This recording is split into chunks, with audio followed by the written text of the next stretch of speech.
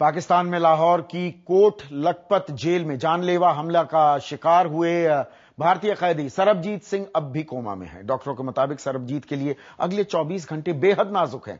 फिलहाल सरबजीत को वेंटिलेटर पर रखा गया है। उन्हें फौरन ऑपरेशन की जरूरत है, लेकिन उनकी हालत ऐसी नहीं है कि उनका ऑपरेशन किया जा सके। विदेश मंत्रालय भी सरबजीत की हालत पर लगातार नजर बनाए हुए है।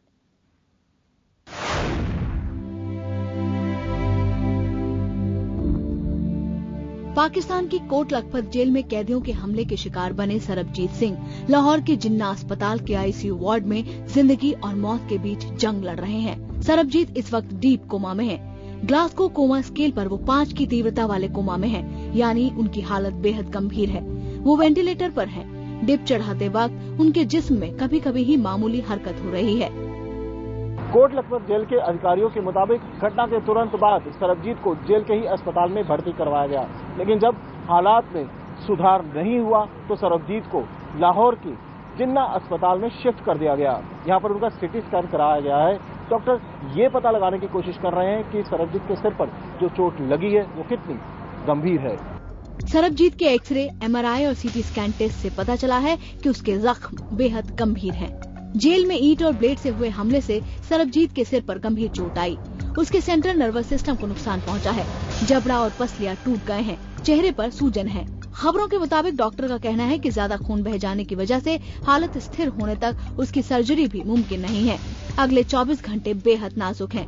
लिहाजा भारतीय उच्चायोग के 2 अधिकारी उसका इलाज कर रहे मेडिकल बोर्ड से लगातार संपर्क बनाए हुए हैं।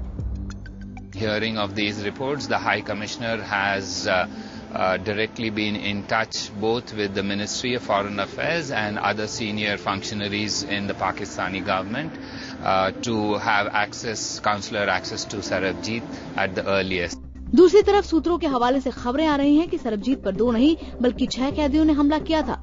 26 अप्रैल की शाम करीब 4:30 बजे जब सरबजीत को घूमने के लिए बैरक से बाहर निकाला गया, तब उस पर ईंटों और ब्लेड से हमला हुआ। हालांकि हमले के आरोप में सिर्फ 2 कैदी आमिर आफ्ताब और मुदस्सर नाम के कैदी पर ही मामला दर्ज किया गया है। अमित चौधरी के साथ स्मिता शर्मा, IBN 7।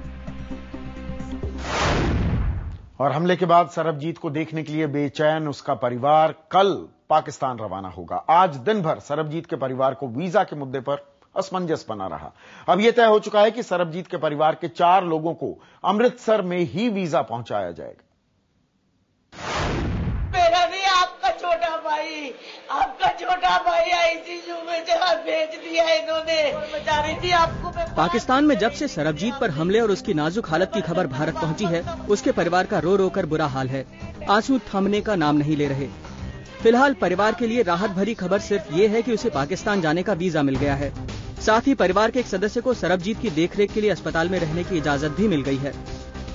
परनीत कौर जी के OSD साहब का फोन आया था, अखिलेश सिंह जी का, तो उन्होंने बताया कि वीजा पाकिस्तान सरकार ने पूरी फैमिली को दे दिया और एक हमारे में से सदस्य अस्पताल के अंदर भी रह सकता है, सरबजीत के पास भी, और तुरंत वीजा हमें अभी उन्होंने कहा कि फौरी तौर पर हम दिल्ली पहुंचे।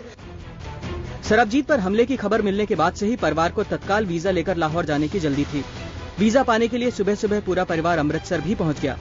सरबजीत की पत्नी पति का हालचाल जानने के लिए बेचैन थी। बेटी जल्दी से जल्दी पिता को देख लेना चाहती थी। बहन भाई से बात करना चाहती थी। हालांकि अमृतसर में परिवार को वीजा नहीं मिला, लेकिन इन मुश्किलों के बाद राहत की बात ये रही कि सरबजीत के परिवार को अब वीजा लेने के लिए दिल्ली नहीं आना पड़ेगा। SC कमीशन के उपाध्यक्ष डॉक्टर राजकुमार विर्क वीजा लगे उनके पासपोर्ट लेकर दिल्ली से अमृतसर जाएंगे। माना जा रहा है कि सरबजीत का परिवार रविवार को पाकिस्तान के लिए रवाना हो सकता है। हालांकि सरकारी अमले के शुरुआती रवैये से दुखी परिवार का मानना है कि सरबजीत पर हमले की आशंका के बावजूद उसकी सलामती के लिए गंभीर कोशिश नहीं की गई।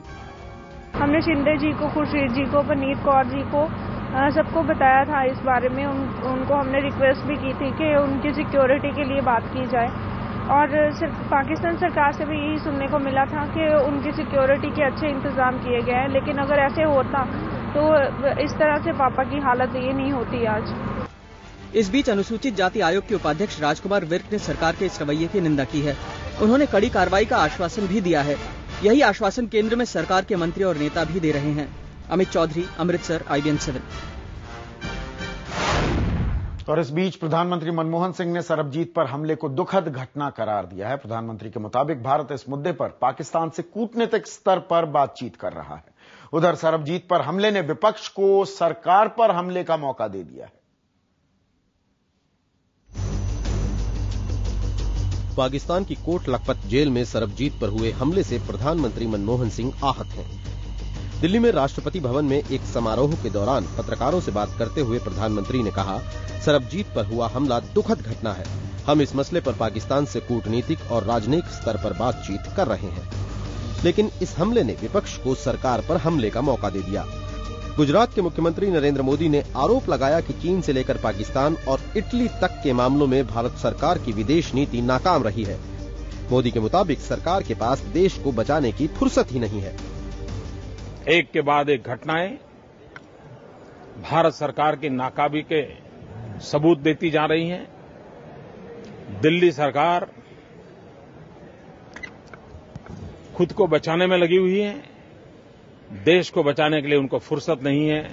लेकिन केंद्र सरकार के मुताबिक उसने पाकिस्तान सरकार से विरोध जताते हुए इस मसले पर सफाई मांगी है। हमारे deputy high commissioner mister Bagle ने पाकिस्तान के फॉरेन ऑफिस पे टेस्ट लॉन्च किया है और हम उनसे पूरा एक्सप्लेनेशन चाहते हैं कि ये घटना कैसे हुई। हमारा प्रयास यही रहेगा कि किसी तरह से उनको वापस यहां ले आया जाए और जब तक ऐसा संभव नहीं है तो ज्यादा अवसर मिल सके उनको अपने परिजनों से मिलने के लिए।